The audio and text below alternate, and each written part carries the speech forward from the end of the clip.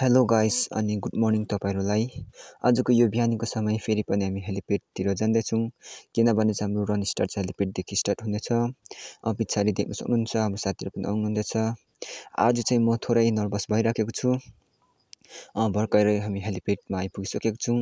हामी रनर्सहरू पनि बिस्तारै बिस्तारै भेला भइराखेको छौँ।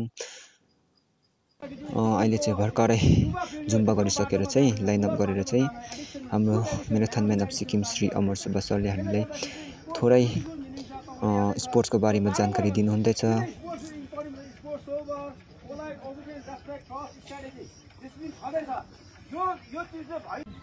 हाम्रो रन पनि स्टार्ट हुन लागिरहेको छ, काउन्टिङ स्टार्ट भइसकेको छ।